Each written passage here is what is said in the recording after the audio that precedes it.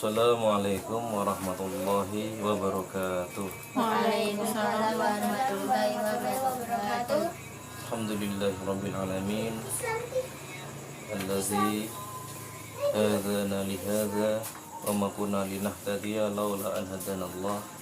Asyhadu an la ilaha illallah wahdahu la syarika lah wa asyhadu anna Muhammadan abduhu wa rasuluh la nabiyya ba'dah. Allahumma shalli wa sallim ala sayyidina Muhammad wa ala ali sayyidina Muhammad amma ba'd. Kita lanjutkan bagian akhir dari dalam jiwa manusia terdapat kecenderungan yang fitri yang terbentuk dari pembawaan atau penciptaan manusia itu sendiri dari jasad yang tampak dan dari roh yang gaib kepada pengambilan pada bentuk-bentuk yang zahir untuk mengungkapkan apa yang ada pada hati nurani. Maka perasaan nurani ini tidak akan bisa tenang atau akan tetap kacau sebelum hati nurani ini mengambil bentuk nyata yang bisa dijangkau oleh indera manusia. Dengan demikian sempurnalah pengungkapan hati nurani itu, yakni sempurna dalam penginderaan sebagaimana sempurna dalam jiwa, sehingga nurani ini akan menemukan sambutan yang nyaman bagi perlindungan kerahasiaan dan hal yang tidak dikenal, dan kecenderungannya kepada hal yang lahiriah dan bentuk-bentuk di dalam wajah tersebut. Ini bahasanya sangat tinggi, sangat jelimet ya. Tapi intinya itu bahwa itu manusia itu penuh keterbatasan ya. Tapi Allah memberi perlindungan keterbatasan itu. Maka manusia itu dibuat seragam dalam hal kemampuan, dalam hal otak ya, dalam hal perasaan, dalam hal hawa nafsu ya. Seragam punya itu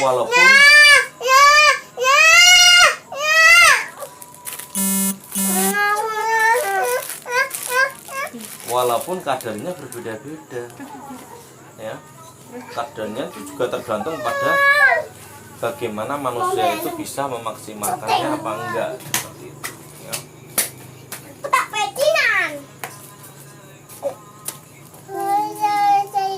Tapi di sini juga disebutkan bahwa dalam jiwa manusia terdapat kecenderungan yang fitri kepada pengambilan pada bentuk-bentuk zahir untuk mengungkapkan apa yang ada pada hati nurani ya.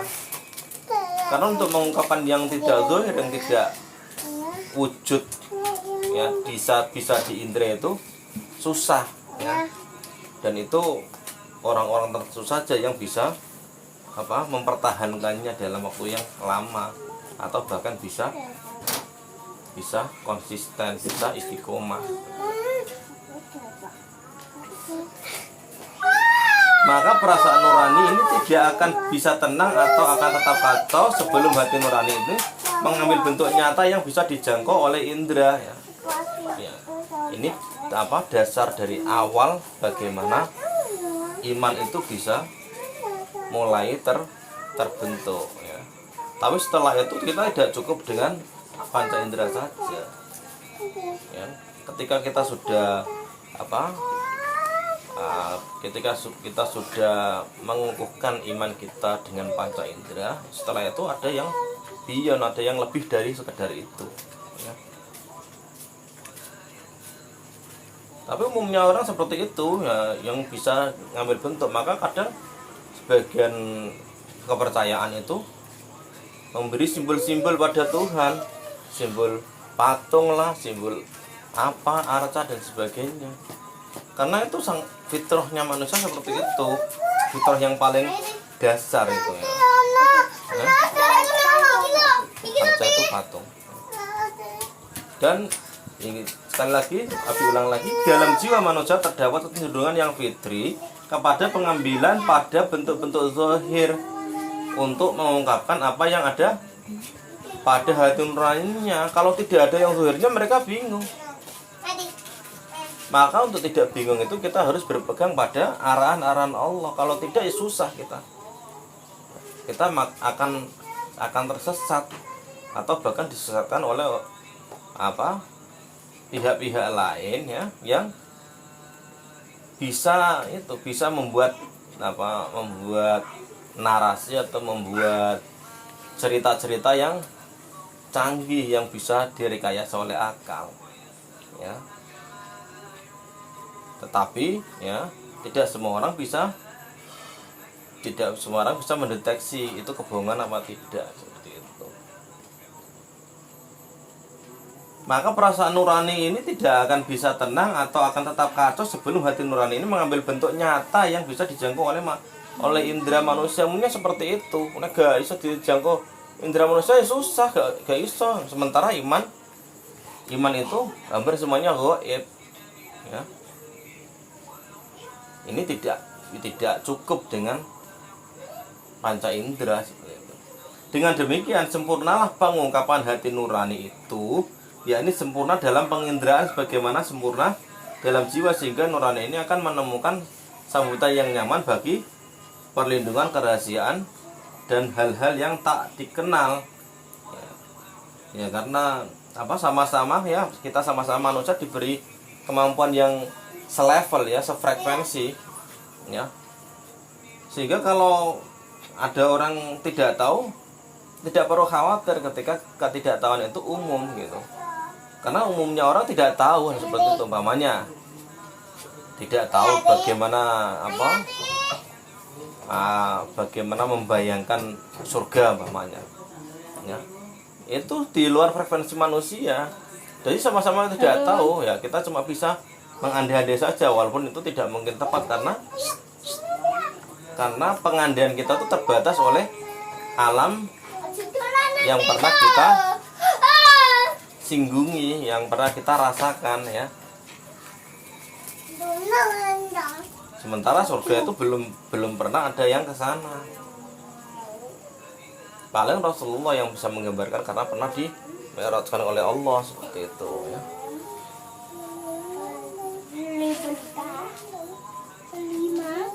Atas dasar asas yang fitri ini, Islam menegakkan syiar atau tanda peribadahan seluruhnya. Syiar-syiar ibadah ini tidak hanya dipengaruhi oleh niat semata atau yang penting menghadap secara ruhiyah saja, akan tetapi penghadapan ini diperlukan adanya bentuk lahir, yakni dengan berdiri, menghadap kiblat, takbir, melafazkan bacaan, rukuk dan sujud di dalam sholat ya. Ini ya, syiarnya seperti itu. Kalau orang-orang kebatinan ya cukup lah, bilangnya cukup beribadah, yang penting hatinya, seperti itu. Tidak seperti itu. Di Islam harus serasi ya, harus berbarengan antara ruhiyah dengan penghadapan secara lahir, secara fisik ya tidak cukup dengan kalau orang kebatinan. Nabi punya teman itu ya, Nabi tanya, kamu udah sholat belum? Wes loh, kapan? Terus dengan jero hati.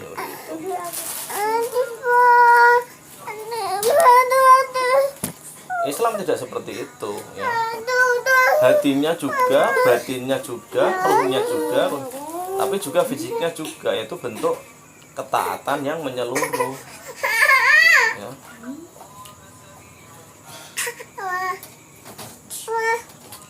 Kalau seperti ini beda tipis, kadang yang sholatnya atau ibadahnya dengan fisik dan ibadahnya dengan hati, kalau masing-masing tidak, kedua-duanya itu bedanya tipis, mana yang lebih sombong karena gitu. Karena kalau yang tanpa ibadah fisik ya, dia akan sombong, merasa dia sudah dekat dengan Allah. Sebaliknya kalau yang ibadahnya fisik, dia biasanya itu fisik saja tanpa ruhiyah yang matang, dia malah suka mencela yang tidak sholat secara fisik. Itu tidak sesuai syariat. Jadi nilainya juga sama-sama ada kesombongan dalam diri karena tidak sempurna apa yang diajarkan oleh Allah dan Rasulnya.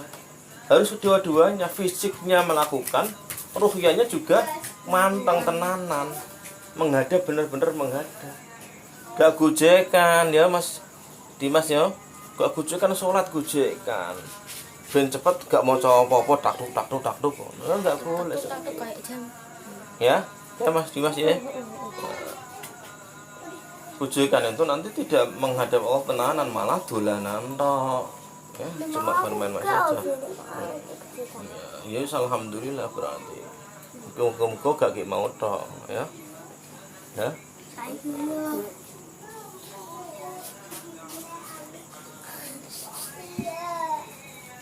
Dan berikhram dari tempat yang tertentu dengan berpakaian sekaligus pakaian yang tertentu pula, bergerak sa'i, berdoa, talbiyah, berkurban dan memotong rambut di dalam haji dengan suatu metode tertentu pula. Nah ini ngapain seperti itu, sampai putar-putar apa itu, karena ini syariat harus kita laksanakan ya, harus kita laksanakan, pasti ada hikmahnya, tidak mungkin tidak. Tapi kalau kita abaikan, tidak mungkin kita mendapat hikmah itu, karena kita sudah menolaknya untuk mengambil hikmah dari pembelajaran itu. Makanya setiap perintah kalau kita bisa melaksanakan, ya laksanakan dengan sempurna, kecuali ada uzur syar'i ya, belum bisa ke Baitullah, belum bisa berhaji, ya berdoa terus saja. Selain tadi yang fisik tadi, juga berniat menikmati makanan, minuman dan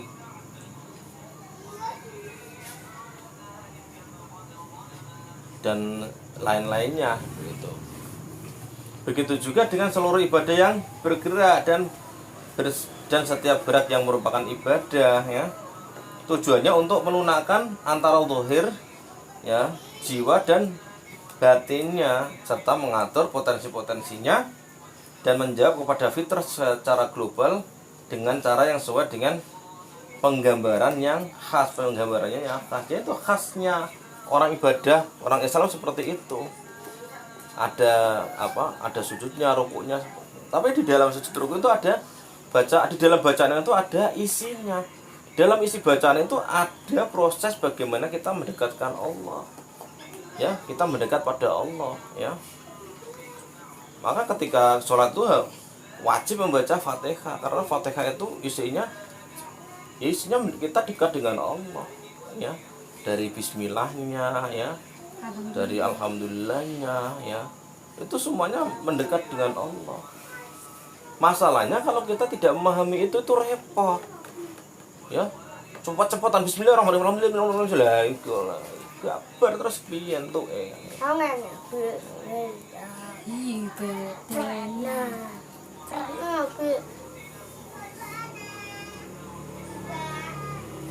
Allah Subhanahu wa taala telah mengetahui bahwa keinginan fitriyah dalam pengambilan bentuk-bentuk lahir bagi kekuatan-kekuatan sembunyi bisa saja menjadikan orang menyimpang dari jalan yang lurus ya. Ini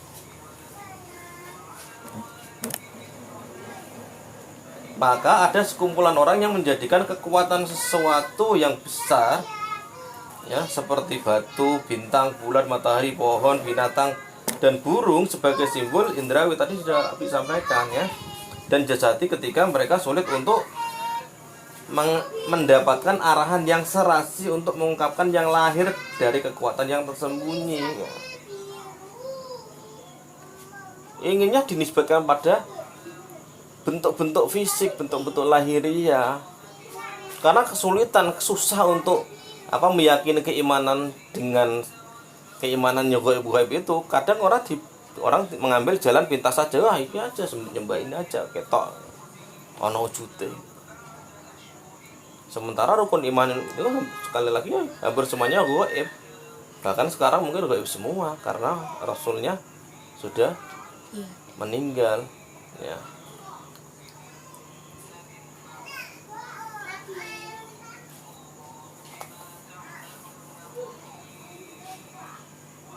Nah, terus kitabnya juga fisiknya ada, bacaannya ada, tapi yang tersembunyi itu banyak dan itu harus digali. masih gaib ketika kita belum bisa menggalinya. Kalau kita sudah menggalinya baru terang benderang. Itu contoh bagaimana kita mengungkapkan suatu mimpi yang gaib. Asalnya gaib ketika kita sudah mengetahui apa isinya itu menjadi gaib, bukan tidak gaib untuk kita. Tapi untuk orang lain bisa jadi masih gaib.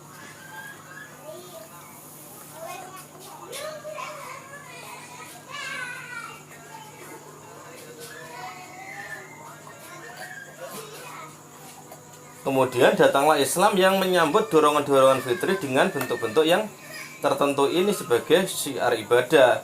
Bersamaan dengan itu juga diikuti dengan esensi ilahi pada setiap gambaran yang terindra dan setiap pengiringan pada satu arah, yaitu arah pada Rasulullah atau arah Muslim gitu, ya. Arah channel, arah family. Maka seorang individu akan menghadap kiblat dengan tetap bermaksud menghadap Allah Subhanahu wa taala secara total dengan hati, indera dan raganya. Ya, menghadapnya Allah, arahnya arah kiblat, arahnya arah Ka'bah. Bukan menyembah ke Ka'bah. Menyembah arah family. Ya. Itu sebagai penunjuk saja biar orang menyatu menghadapnya ke sana. Karena itu sempurnalah penyatuan dan penyerasian pada setiap kekuatan manusia dalam menghadap Allah yang tidak semata-mata karena terjebak menghadap suatu arah, sekalipun pada waktu itu manusia memang benar-benar menghadap pada suatu tempat. Ini yang penting, ya. Kita menghadap kiblat, menghadap Ka'bah itu bukan menyembah pada Ka'bah, tapi menghadap pada Allah, ya. Itu cuma arah yang memang ditunjukkan Allah untuk menjadi tetenger, biasanya seperti itu, ya.